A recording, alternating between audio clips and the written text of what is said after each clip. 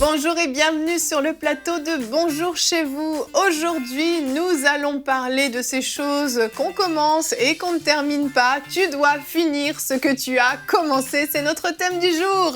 Et on va finir cette émission puisqu'on la commence maintenant. Voilà, bonne chose de faite. Bonne résolution, évidemment. Et nous sommes encore avec notre invité de la semaine, le pasteur Papicho Akiewa. Ça va bien, pasteur Papicho? Oui, ça va très bien, merci. Alors, je vais le dire tout de suite pour pas oublier dans la présentation, tu es gravement marié Avec toutes les à lettres une merveilleuse majuscules. épouse et tu as deux enfants.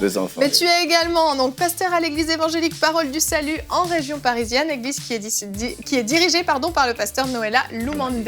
C'est bien ça? Amen, c'est ça. Excellent. Donc tu étais avec nous mardi, si je me trompe pas. Oui, c'était mardi, avec une formidable rubrique famille sur les fréquentations. Aujourd'hui, on passe à un thème complètement différent parce qu'on n'est pas obligé de finir les fréquentations qu'on a commencées. Je précise. C'est pas une suite. Ok. C'est un autre thème, on passe à autre chose. Et tu vas répondre à une question dans la rubrique Pasteur, j'ai une question. Ma vie tourne en rond, je tâtonne, que faire? Une question donc de Blandine de Belgique. Donc on va voir pour une personne qui apparemment peut-être a du mal à finir ce qu'elle commence, elle tourne un petit peu en rond. Okay. Et Nadine dans la rubrique Culture et Médias.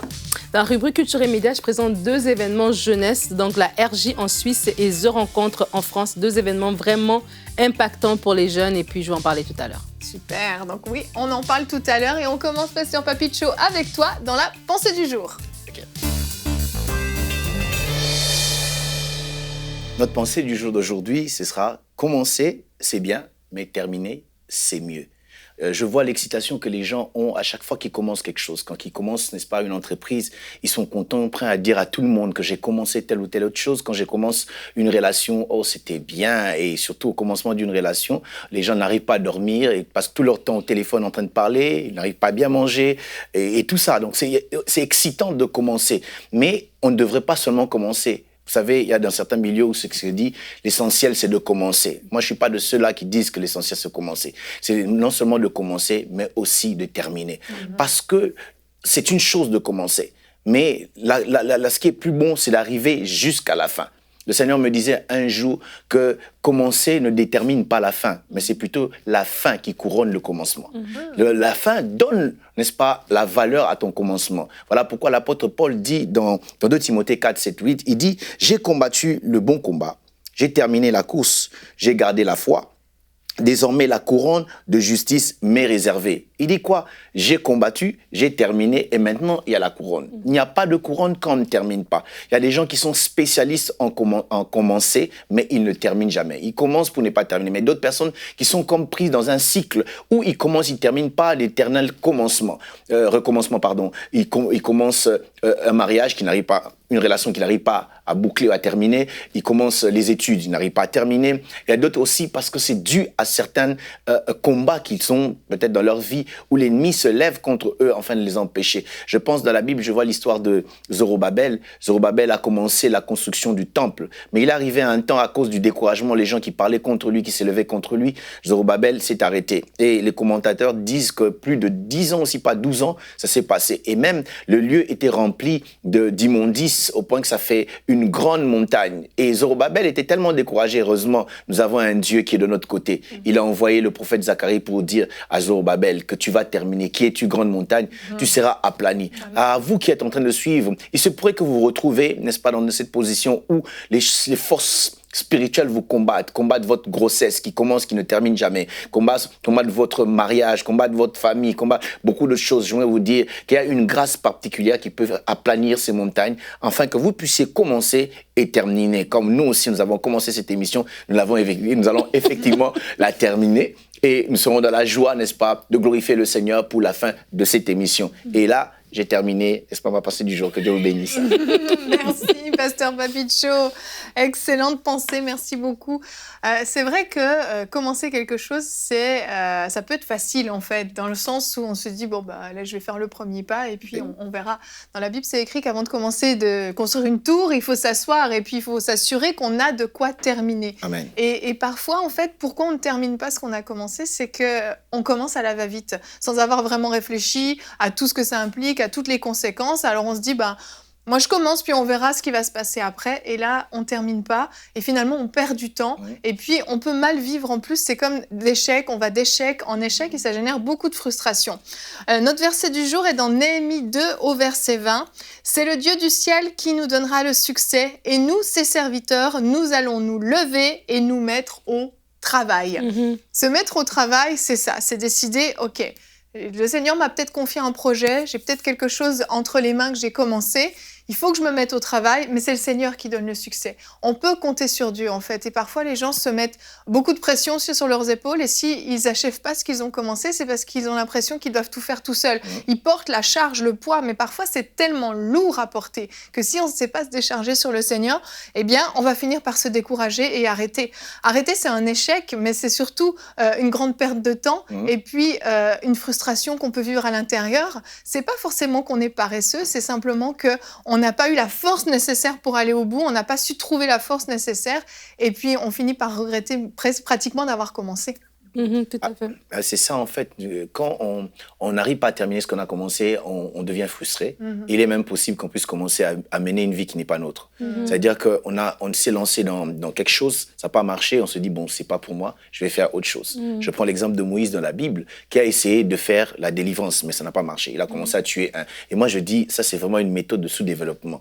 Combien de personnes devraient-ils tuer pour délivrer enfin les enfants d'Israël?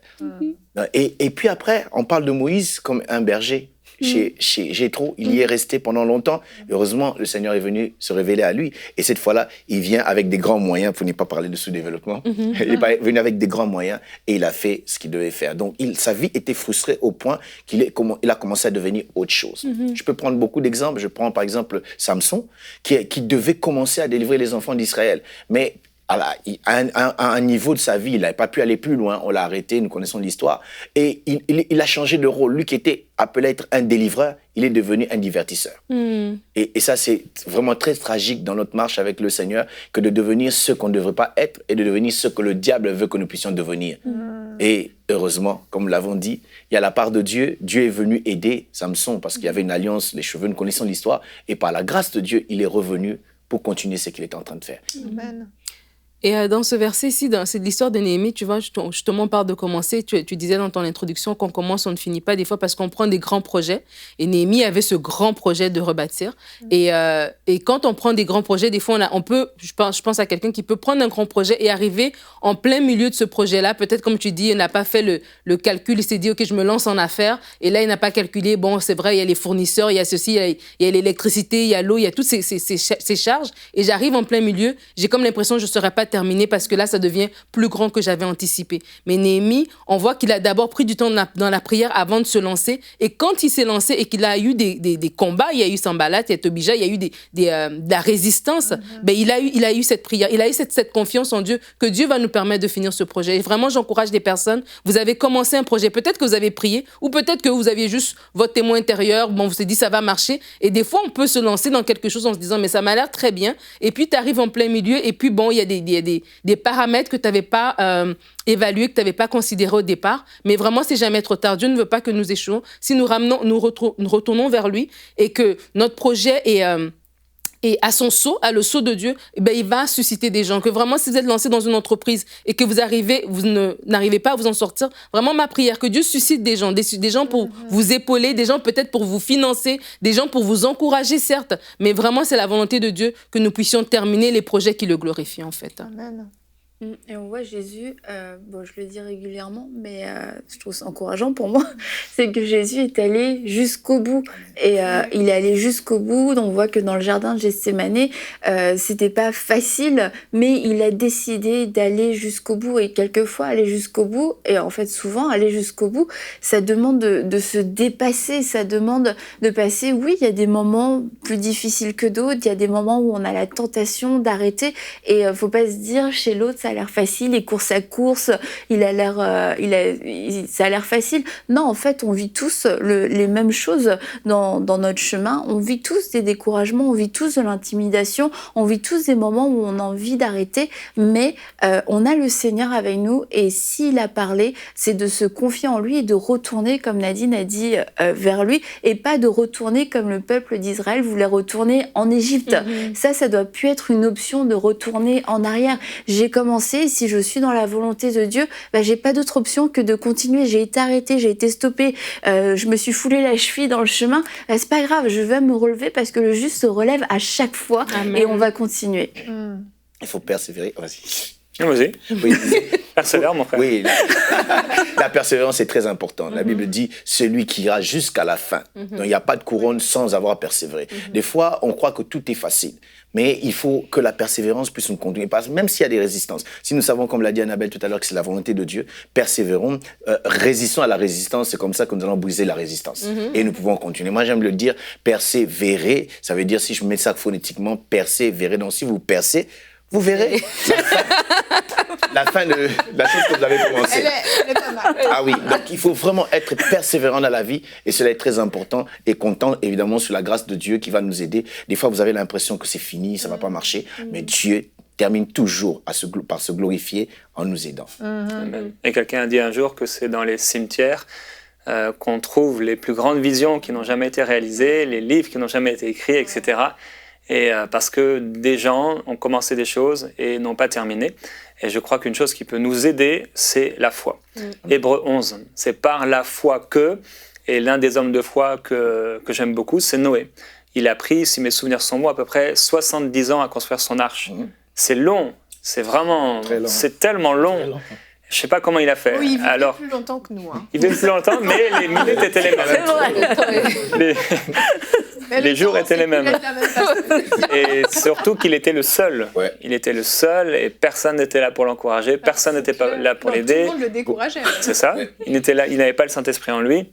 Et il a persévéré. Et la chose qu'il avait, par contre, c'est qu'il avait la foi. Donc, je veux encourager tous ceux qui ont commencé quelque chose à marcher par la foi et à continuer de croire, parce que si Dieu l'a dit, il peut le faire. Il va le faire. Et il est capable de produire en nous le vouloir et le faire. Amen.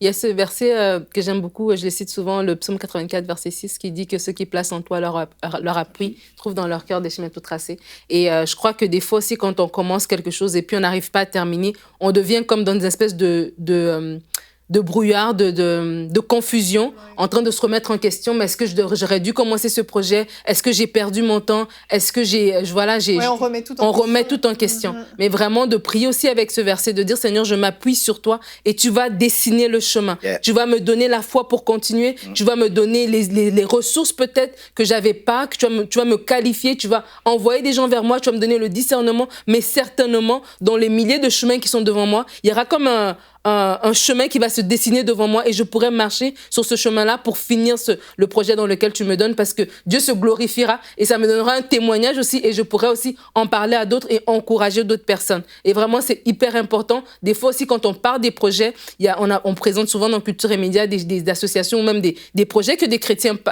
commencent, et c'est bénissant pour la francophonie, c'est bénissant pour le royaume de Dieu, c'est un témoignage qui est donné même aux non-chrétiens. Donc c'est vraiment à la gloire de Dieu qu'on puisse terminer et bien terminé en fait. Exact.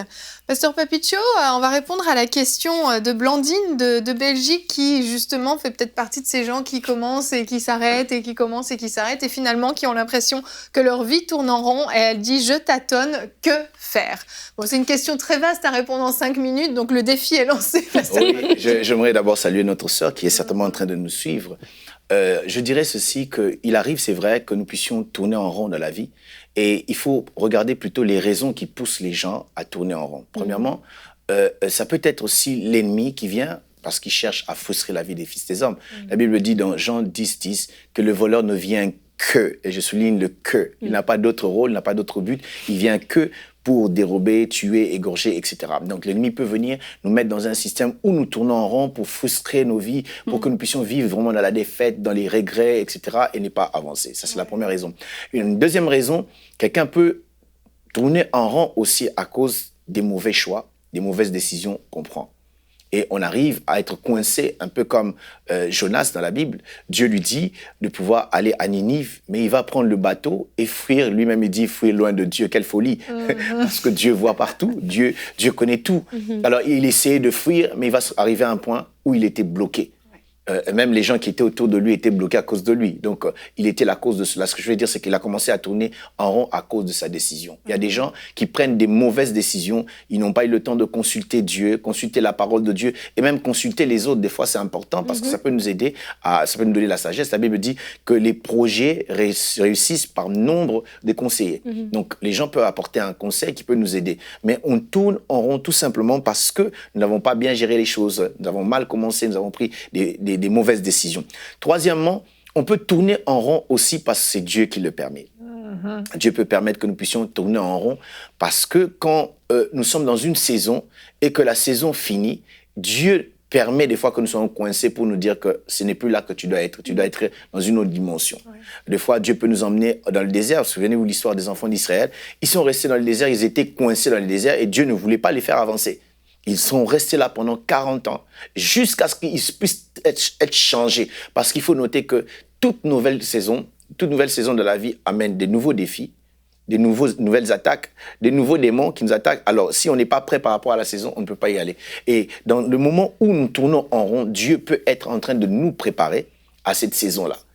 Être en train de nous préparer pour que nous puissions affronter les réalités qu'il y aura dans l'autre saison. Mais aussi, Dieu peut permettre nous tournons parce que, comme je l'ai dit, non seulement c'est un signe qu'il y a une autre saison, mais aussi, il le permet tout simplement parce qu'il veut nous empêcher d'avancer sans lui, d'avancer trop tôt, d'avancer, avoir le pas sur lui. Dieu aime marcher avec nous. Avant Dieu, on n'est pas sécurisé. Marcher devant Dieu, on n'est pas sécurisé. Et derrière Dieu, on n'est pas non plus sécurisé. On doit marcher avec Dieu. Il a dit, voici, je serai avec vous tous les jours.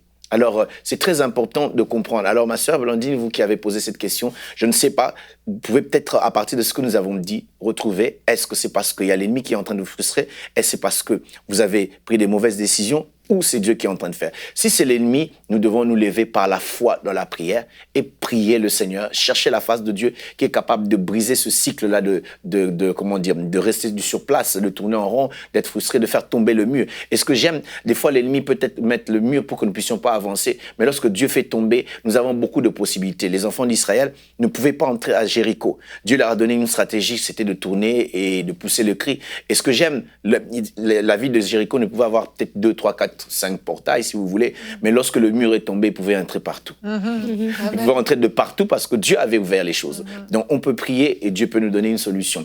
Deuxièmement, ce qu'on peut faire aussi, parce que cette fois-là, c'est nos propres décisions, nous repentir, revenir un peu en arrière comme l'enfant prodigue. La Bible dit, cet enfant, il est rentré en lui-même et il se dit, tout ça, c'est parce que j'ai fait ceci. Alors, ce que je vais faire, je vais rentrer, dire à mon père ceci, cela. Il a bien réfléchi, il a trouvé ce qu'il fallait et il est rentré chez son père, il s'est repenti, il a retrouvé sa place.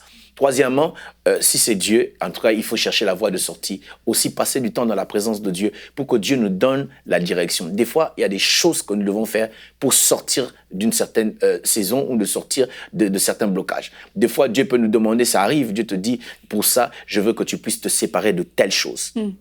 En d'autres termes, je vais appeler la séparation la mort. Oui, tu dois mourir de telle chose.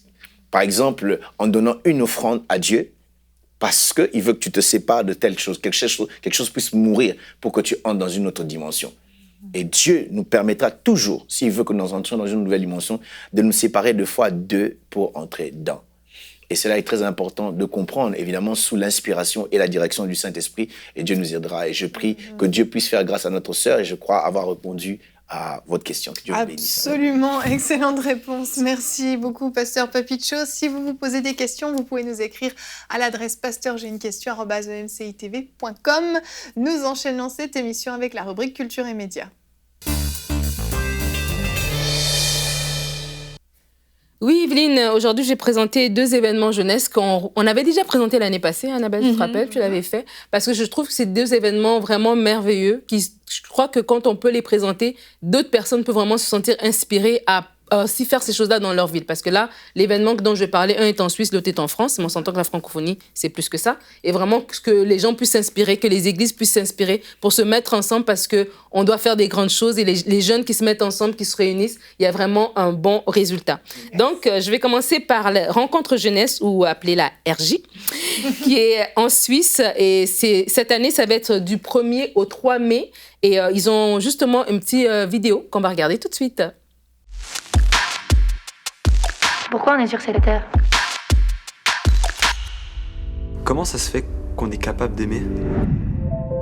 L'homme est incapable d'adorer Dieu sans lui tourner le dos, sans pécher, sans faire des fautes et tout. Puis c'est comme si genre Dieu, à un moment donné, il envoie Jésus parce qu'il se dit mais il y en a assez. Le grand roi des rois, il se fait humain, il vit toutes les galères que nous on a vécues et en fait il a résisté.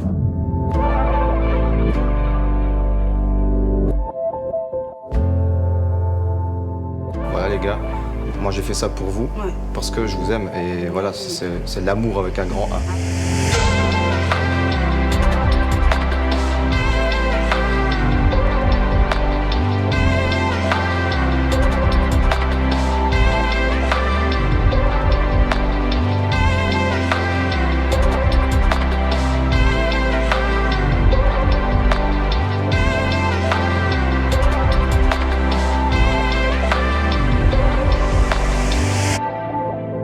Parce qu'il nous a aimés le premier. Alors, Très belle c'est vidéo, ça. très Bravo. bien fait. Vraiment bravo à leur équipe Ils média. sont bien les Suisses quand même. Hein. Fallait que je le fasse. Allez. Bravo Yveline.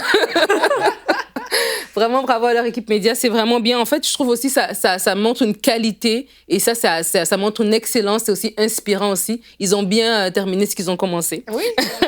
Et donc, ils ont ce thème parce qu'il m'a aimé le premier, comme vous avez vu dans le teaser, ils ont plusieurs invités au niveau de leur, comme orateurs, comme groupe de louanges. Et vraiment, la RJ, si vous la connaissez pas, c'est un rassemblement de 10 fédérations d'églises différentes. Et vraiment, depuis plusieurs années, je crois que c'est depuis 93, mais je ne veux pas m'avancer, mais ça fait vraiment beaucoup de temps. C'est des centaines de jeunes qui donnent leur vie à Christ. C'est vraiment des guérisons, des baptêmes du Saint-Esprit. Il y a des pasteurs aujourd'hui qui étaient des jeunes qui étaient allés dans ces rencontres jeunesse qui aujourd'hui vraiment sont devenus dans le ministère. Donc, c'est vraiment des événements importants. C'est pas des événements à négliger. J'encourage vraiment en tant qu'église, à envoyer une délégation, à vraiment participer par rapport à ça. Et il y a un témoignage sur le site, justement, que j'ai dit, j'allais le lire. Là, c'est Léna qui parle. Elle dit, je suis allée à la RJ en 2017 pour la première fois et c'était juste génial. La louange, les temps de plénière, les animations, l'ambiance, bref, un week-end total dans la présence de Dieu. J'y retournerai l'année prochaine, c'est sûr. Donc, tu vois qu'il y a un effet qui reste dans la vie des jeunes. Donc, vraiment, ce serait du 1er au 3 mai et vous pouvez trouver les informations sur rencontrejeunesse.ch. Excellent. Et donc, on continue. La deuxième présentation, ça va être The Rencontre. Avec un Z. Avec un Z. The Rencontre qui aura lieu en France. Et puis, justement, une petite vidéo.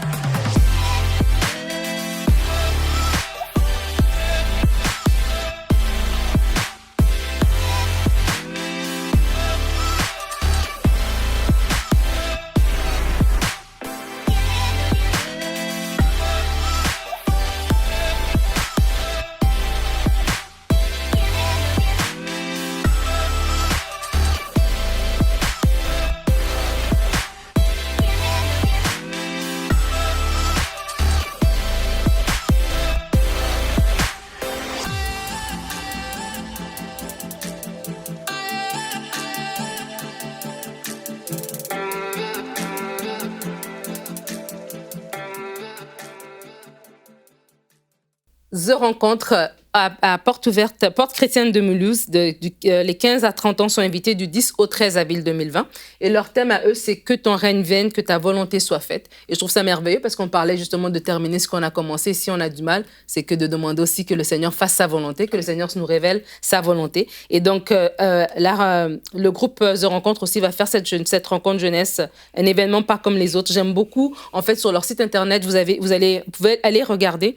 Et ce que j'aime, en fait, c'est qu'il y a des témoignages. Il y a des témoignages des jeunes qui sont allés là-bas, ce qu'ils ont vécu, des guérisons, des baptêmes, la nouvelle naissance, le salut, la paix, la réconciliation, le pardon. Il y a vraiment des expériences fortes que les jeunes vivent dans ces week-ends, 3 jours, vraiment bénissants. Et vous pouvez y aller pour une journée, vous pouvez même choisir un hébergement et y rester pendant les 3 jours. Donc, c'est des événements comme ça qu'on vous encourage dans la francophonie à participer ou à créer aussi dans votre ville, en fait.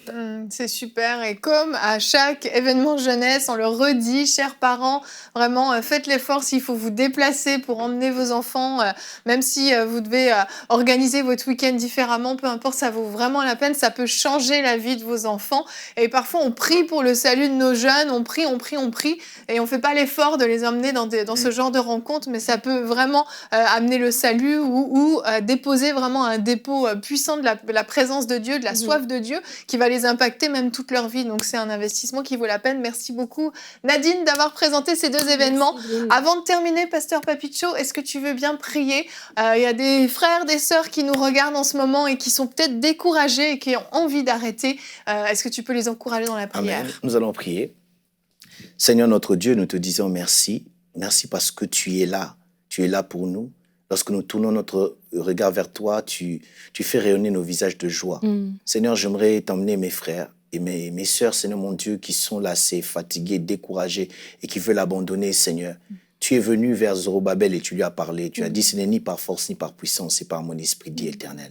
Je prie que cette grâce leur soit accordée.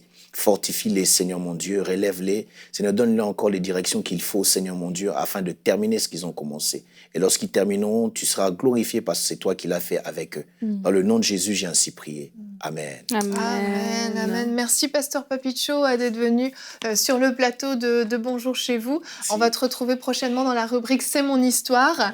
Et avant de terminer cette émission, j'aimerais vous encourager avec un tout petit témoignage. Vous savez, MCI TV ne serait pas là où elle est si mon mari, entre autres, n'avait pas persévéré, mais toute l'équipe également. Et il y a des fois où on a pu avoir envie de tout abandonner, on a été découragé, c'est très très lourd, mais malgré tout, on a décidé de persévérer, de compter sur Dieu, de nous appuyer sur lui, et oui, de croire comme tu l'as prié, que c'est ni par force ni par puissance, mais par son esprit. Soyez encouragés, vous ne savez pas encore les fruits que vont porter les projets que vous avez démarrés, peut-être que c'est encore petit aujourd'hui, mais vous savez pas ce que Dieu peut faire avec ce que Dieu a mis dans votre cœur. S'il vous a donné un projet, s'il a déposé un plan dans votre vie et que vous le connaissez, allez jusqu'au bout, ne vous découragez pas. Vous savez pas ce que Dieu peut porter comme fruit au travers de vous.